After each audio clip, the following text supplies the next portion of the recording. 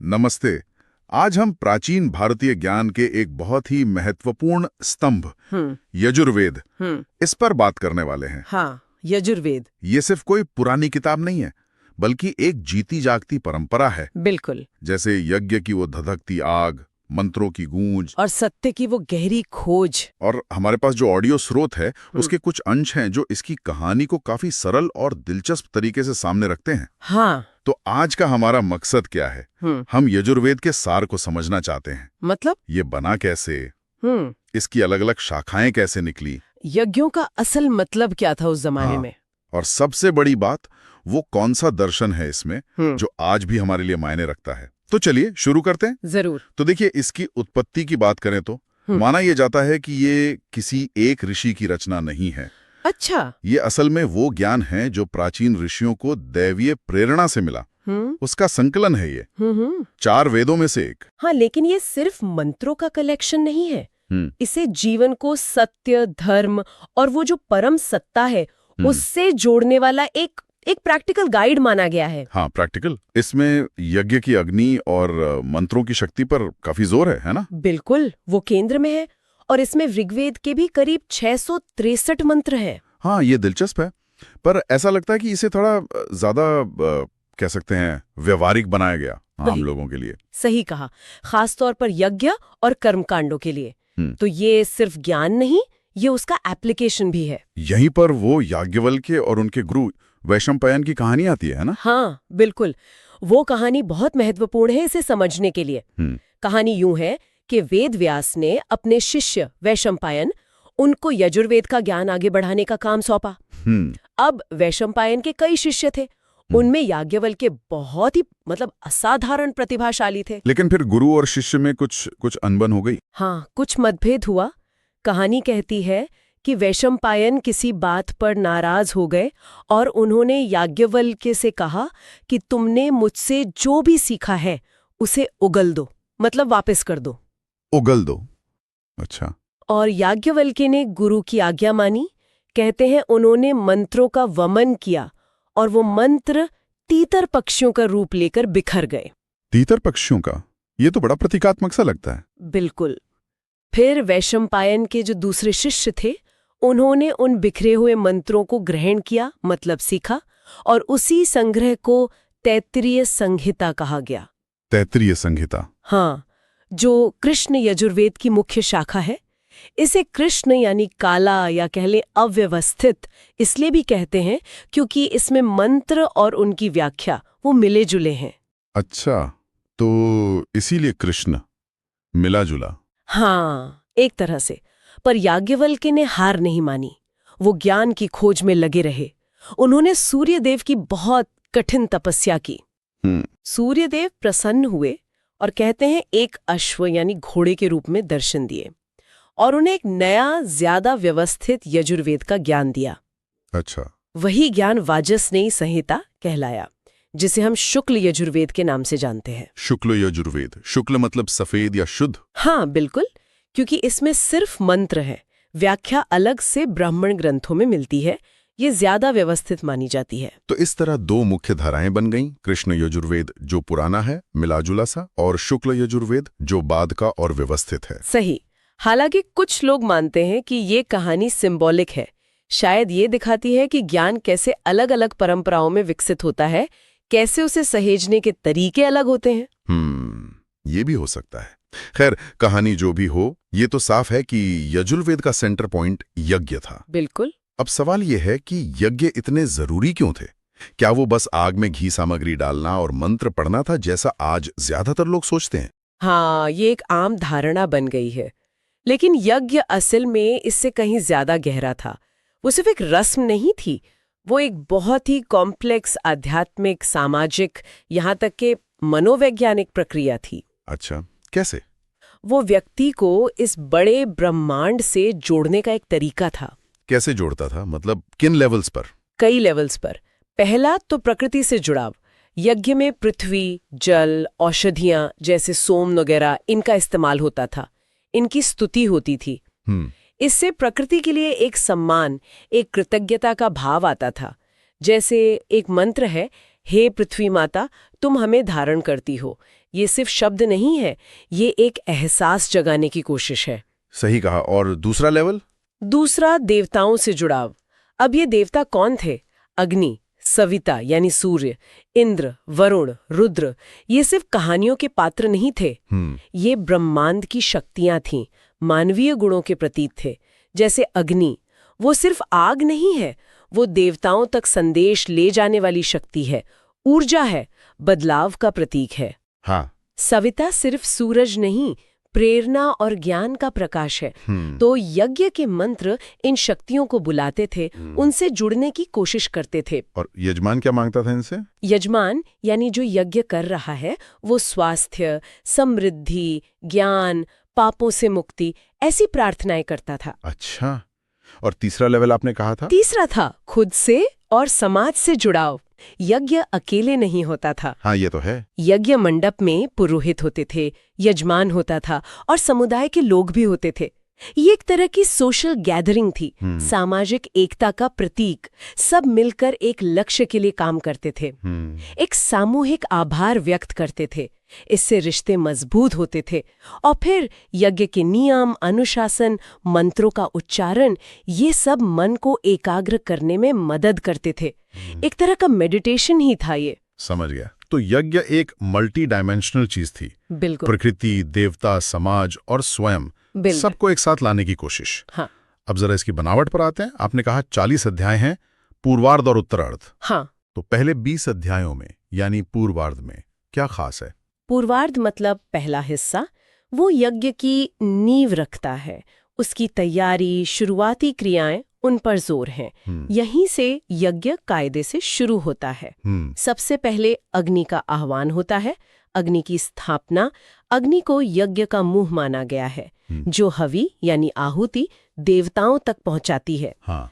एक मंत्र है, हे अग्नि, तुम यज्ञ के पुरोहित हो, देवों को बुलाने वाले हो। यहाँ अग्नि का सिंबलिज्म बहुत गहरा है। वो जमीन, आसमान और बीच के अंतरिक्ष को जोड़ती है। अग्नि के बाद फिर आते हैं सविता, सूर्य देवता। उन्हें प्रेरणा का, बुद्धि का स्रोत माना गया है। प्रार्थना की जाती है कि वो मन को शुद्ध करें, यज्ञ सफल हो। अच्छा। वो जो प्रसिद्ध गायत्री मंत्र है, तत्सवितुर्वरेण्यम, वो मूल रूप से यहीं से है। ऋग्वेद में भी है कि हम उस सविता देवता के तेज का ध्यान करें जो हमारी बुद्धि को सही दिशा दे। हाँ, गायत्री मंत्र तो बहुत प्रसिद्ध है। और कौन से देवता हैं पूर्वार्ध में? कई हैं, जैसे विश्ववसु जो विश्व के रक्षक हैं, पितर यानी पूर्वज जिनसे आशीर्वाद लिया जाता है, शिव या रुद्र का शुरुआती रूप भी है, कल्याण और परिवर्तन के देवता, वाक यानी वाणी की देवी, उन्हें यज्ञ की आत्मा कहा गया है, सोम वो पवित्र पौधा और पेय, बृहस्पति ज्ञान और बुद्धि के देवता, इन सब की स्तुति है। और यज्ञ की सामग्री का भी जिक्र है, जैसे घी, अनाज। हाँ बिल्कुल, जैसे जूहू वो पात्र जिससे आहुति देते हैं, और हवि यानी घी, अनाज वगैरह जो अर्पित करते हैं, इनके भी प्रतीकात्मक अर्थ बताए गए हैं। हवि सिर्फ चीज नहीं, वो यजमान की भक्ति, उसका समर्पण है। और इन मंत्रों की भाषा कैसी है? क्या ये बस टेक्निकल इंस्ट्रक्शंस हैं? नहीं, इनमें गहरी पोएट्री है। गायत्री, त्रिष्टुप, जगती, अलग अलग वैदिक छंदों का इस्तेमाल हुआ है। अच्छा। ये छंद मंत्रों को एक रिदम देते हैं, म्यूजिकलिटी देते हैं। इससे उनका असर और गहरा होता है। ये सिर्फ निर्देश नहीं थे, ये ऐसी रचनाएं थीं जो मन को उठाती थीं, प्रेरित करती थीं। तो पूर्वार्ध ने यज्ञ का पूरा स्टेज सेट कर दिया। अब उत्तरार्ध यानी अध्याय 21 से 40 ये यज्ञ को कहाँ ले जाता है? क्या विषय बदलते हैं यहाँ? हाँ, उत्तरार्ध में यज्ञ का रूप और जटिल और गहरा हो जाता है। यहाँ फोकस सिर्फ व्यक्तिगत इच्छाओं पर नहीं रहता। अब जोर इस पर आ जाता है कि ब्रह्मांड की जो व्यवस्था है उसे बनाए रखा जाए। ब्रह्मांड की व्यवस्था? हाँ, यहीं पर एक बहुत जरूरी कॉन्सेप्ट आता है, ऋत। ऋत ये क्या है? सुनने में थोड़ा अलग सा है। ऋत, आप इसे ऐसे समझिए, ये ब्रह्मांड का मौलिक नियम है। वो नैतिक और प्राकृतिक व्यवस्था जिससे सब कुछ सही ढंग से चलता है। मतलब सूरज टाइम पर उगता है, मौसम बदलते हैं, नदियां बहती हैं, समाज में सच और न्याय बना रहता है। ये सब रित के कारण है। सोचिए, ये एक तरह का कॉस्मिक लॉ या कॉस्मिक ऑर्डर है। अच्छा, तो यज्ञ का उद्देश्य इस रित को बनाए रखना था। हाँ, उत्तरार्थ में ये एक मुख्य उद्देश्य बन जाता है। यज्ञ के जरिए इस कॉस्मिक ऑर्डर को सपोर्ट करना, उसका सम्मान करना। तो ये सिर्फ देवताओं को खुश करने की बात नहीं थी। नहीं, उससे कहीं ज्यादा। ये उस बड़ी व्यवस्था के साथ इंसान के रिश्ते को ठीक रखने का तरीका था। इसीलिए उत्तरार्थ में वरुण देवता की स्तुति बढ़ जाती है। वरुण की क्यों? क्योंकि उन्हें रित का संरक्षक माना गया है। उनसे प्रार्थना की जाती है कि यज्ञ रित के रास्ते पर चले, हम सच और धर्म से न भटकें। कहा गया है, हे वरुण, तुम्हारी शक्ति से हम रित के पथ पर चलें। ये तो यज्ञ को एक बहुत ऊंचा मकसद देता है। उत्तरार्ध में और किन देवताओं पर जोर है? रुद्र है, जो शिव का ही रूप है। यहाँ वो शक्ति, परिवर्तन, कभी कभी संहारक रूप में भी दिखते हैं। मित्र हैं, जो दोस्ती, समझौते और शांति के देवता हैं। इसके अलावा चांद और नक्षत्रों की भी स्तुति है। ये दिखाता है कि प्रकृति के चक्रों से आसमान से जुड़ाव और गहरा हो रहा है। अग्नि की महिमा और बढ़ जाती है। उसे सिर्फ धरती की आग नहीं, बल्कि अंतरिक्ष की बिजली और स्वर्ग के सूर्य के रूप में भी देखा जाता है। तीनों लोकों को जोड़ने वाली शक्ति।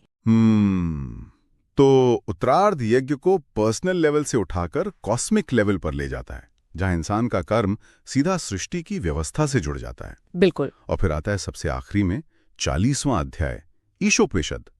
इसे यजुर्वेद का दार्शनिक शिखर क्यों कहते हैं? हाँ, ईशोपनिषद ये शुक्ल यजुर्वेद का आखिरी अध्याय है और अपने आप में एक पूरा उपनिषद है। ये यज्ञ के कर्मकांड वाले पहलू से ऊपर उठकर सीधे सीधे तत्वज्ञान, फिलॉसफी की बात करता है। अच्छा, ये एक तरह से पूरे यजुर्वेद का निचोड़ है, उसकी मंजिल है। यहाँ बाहरी यज्ञ से अंदरूनी यज्ञ की तरफ यात्रा पूरी होती है। इसकी सबसे खास बातें क्या हैं जो हम आज भी समझ सकें? सबसे पहली और शायद सबसे जरूरी बात है परम सत्ता यानी ईश्वर के बारे में। ईशोपनिषद कहता है, ईशावास्यमेदं सर्वम यत् किंच जगत्याम जगत। इसका मतलब? इसका मतलब है कि इस हिलती डुलती दुनिया में जो कुछ भी है वो सब ईश्वर से ढका हुआ है, उसी से व्याप्त है।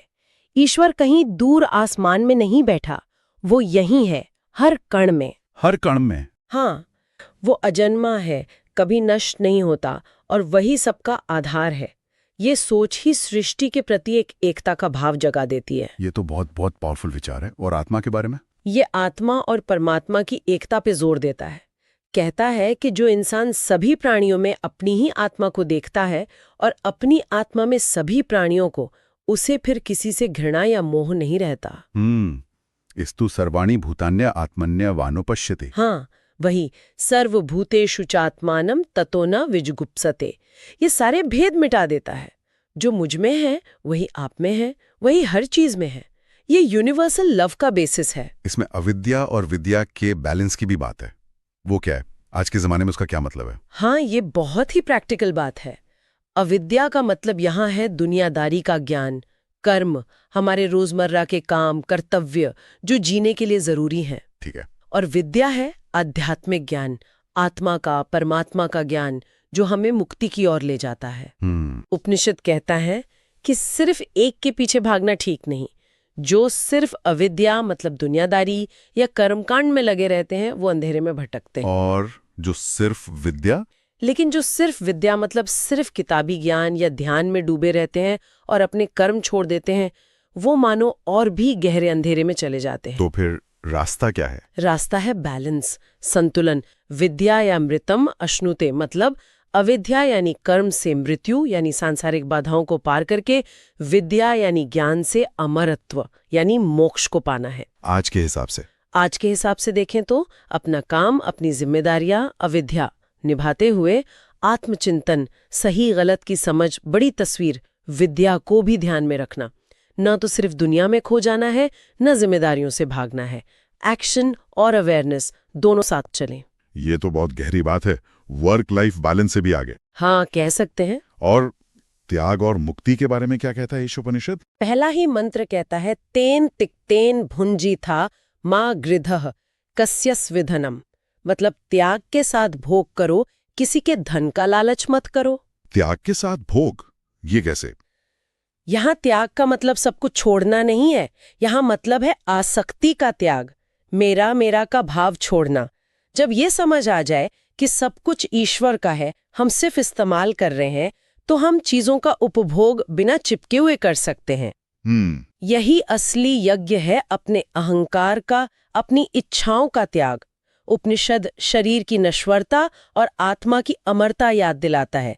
मुक्ति बाहरी चीजों से नहीं, अंदर के बंधनों से है, अज्ञान से है। असली सुख बाहर नहीं, अंदर है, आत्मा की शांति में है। तो यजुर्वेद की यात्रा कर्मकांड से शुरू होकर ब्रह्मांडीय व्यवस्था से जुड़ते हुए आखिर में आत्मज्ञान और परम सत्ता से एकात्मता तक पहुंचती है। हाँ बिल्कुल। इस पूरी परंपरा की विरासत क्या रही है? हमारे समाज संस्कृति पर क्या असर पड़ा इसका? असर तो बहुत गहरा रहा है। यज्ञों ने कहीं ना कहीं सामाजिक संरचना को रूप दिया। व्यक्ति, समाज और प्रकृति के बीच एक संतुलन बनाने का फ्रेमवर्क दिया। स्वास्थ्य, शांति, समृद्धि की जो प्रार्थनाएं हैं वो आम लोगों की जिंदगी का हिस्सा बन गईं। और जो वैदिक छंद थे उन्होंने बाद के संस्कृत काव्य और संगीत को बहुत प्रेरणा दी। और आध्यात्मिक स्तर पर? आध्यात्मिक स्तर पर तो इसने बहुत बड़े सवालों की नींव रखी। मैं कौन हूँ, इस सृष्टि से मेरा क्या रिश्ता है, जीवन का उद्देश्य क्या है, परम सत्ता का स्वरूप क्या है, आत्मा क्या है, कर्म और ज्ञान का संतुलन, ये सारे विचार बाद में उपनिषदों और भगवद गीता के केंद्र में रहे। क्या ये हजारों साल पुराना ज्ञान आज भी मायने रखता है इस तेज रफ्तार दुनिया में? मेरे ख्याल में तो पहले से भी ज्यादा। देखिए ना, प्रकृति का सम्मान, उसकी कृतज्ञता। आज हम क्लाइमेट चेंज से जूझ रहे हैं, ये कितना जरूरी संदेश है। हाँ, ये बात तो है। यज्ञ सिर्फ आहुति देना नहीं था, वो प्रकृति के साइकिल्स का सम्मान करना भी था। फिर सामाजिक एकता, मिलजुल कर रहना। आज समाज कितना बटा हुआ है, इसकी जरूरत कौन नहीं महसूस करता। और पर्सनल लेवल पर देखें तो आज का इंसान कितना भौतिकवाद में फंसा है, बाहरी सफलता के पीछे भाग रहा है। ऐसे में आत्मिक शांति, अंदर झांकने की जरूरत, जीवन के गहरे अर्थ की तलाश, ये सब और जरूरी हो गया है। ईशोपनिषद का वो संदेश कि असली सुख आत्मा की जागरूकता में है या त्याग पूर्वक भोग करो, ये आज के कंज्यूमर संस्कृति के लिए एक रिमाइंडर है। वो अविद्या और विद्या का संतुलन, अपना काम करते हुए भी मूल्यों और आत्मचिंतन के लिए वक्त निकालना, ये सब आज भी उतना ही जरूरी है। अच्छा, ये ज्ञान इतने लंबे समय तक बचा कैसे रहा? किन लोगों का योगदान था इसमें? हाँ, ये भी जरूरी सवाल है। देखिए, समय के साथ वैदिक संस्कृत आम भाषा नहीं रही, तो मंत्रों का अर्थ समझना मुश्किल होता गया। सही। यहीं पर टीकाकारों मतलब कमेंटेटर्स का रोल बहुत बड़ा है। जैसे उवट थे 11वीं सदी के आसपास और महीधर 16वीं सदी में। इन विद्वानों ने यजुर्वेद पर टीकाएं लिखी, भाष्य लिखे। उन्होंने मुश्किल मंत्रों का मतलब आसान भाषा में समझाया। अगर ये लोग न होते तो शायद ये ज्ञान खो जाता या बहुत कम लोगों तक रह जाता। और अनुवादों का भी रोल रहा होगा। बिल्कुल, अनुवाद की परंपरा भी बहुत अहम रही। जैसे जैसे वैदिक संस्कृत कम होती गई, उसे दूसरी भाषाओं में ट्रांसलेट करना जरूरी हो गया। ये सिलसिला आज भी चल रहा है, ताकि ये दर्शन सिर्फ संस्कृत जानने वालों तक ही ना रहे, बल्कि हर उस इंसान तक पहुंचे जो इसकी तलाश में है। क्या इसका असर भारत के बाहर भी गया? सीधे यजुर्वेद का शायद उतना नहीं, लेकिन हाँ, इसके जो दार्शनिक हिस्से हैं, खासकर उपनिषद, उनका असर पश्चिम में भी पड़ा, शोपेनहावर, इमर्सन जैसे दार्शनिकों पर। अच्छा। और आज योग और ध्यान पूरी दुनिया में फैल रहा है, तो यजुर्वेद के कई शांति मंत्र वगैरह भी लोग जानने लगे हैं, इस्तेमाल करने लगे हैं। तो संक्षेप में कहें तो यजुर्वेद सिर्फ पूजा पाठ की किताब नहीं है। बिल्कुल नहीं। ये याज्ञवल्क्य की कहानी से शुरू होता है, यज्ञ की वेदी से गुजरकर इंसान को प्रकृति, समाज और ब्रह्मांड से जोड़ता है। हाँ। और आखिर में ईशोपनिषद में आत्मा और परमात्मा की एकता के गहरे सच तक ले जाता है। एकदम सही कहा आपने। और इसकी जो सीख है, प्रकृति का आदर, समाज से जुड़ाव, कर्म और ज्ञान का संतुलन, आसक्ति से मुक्ति, आत्म जागरूकता में सुख, ये बातें किसी एक समय या जगह के लिए नहीं है, ये यूनिवर्सल है, हमेशा के लिए है। वाकई यजुर्वेद ये दुनिया में ये सफर काफी ज्ञान बढ़ाने वाला रहा। हाँ, और यजुर्वेद हमें ये भी याद दिलाता है कि असली यज्ञ शायद बाहर के कर्मकांड से ज्यादा अंदर की शुद्धि, समर्पण और जुड़ाव का नाम है। ईशोपनिषद कहता है, कर्म अविद्या और ज्ञान विद्या में संतुलन साधो। तो आज की भागदौड़ भरी जिंदगी में ये सोचने वाली बात है कि हम ये अंदर का यज्ञ कैसे साध सकते हैं। हाँ, कैसे साधें? अपने रोज के जीवन में काम की दौड़ और ज्ञान की खोज, इन दोनों के बीच वो संतुलन कैसे बनाएं? शायद यही वो सवाल है जिस पर सोचने के लिए यजुर्वेद हमें छोड़ जाता है।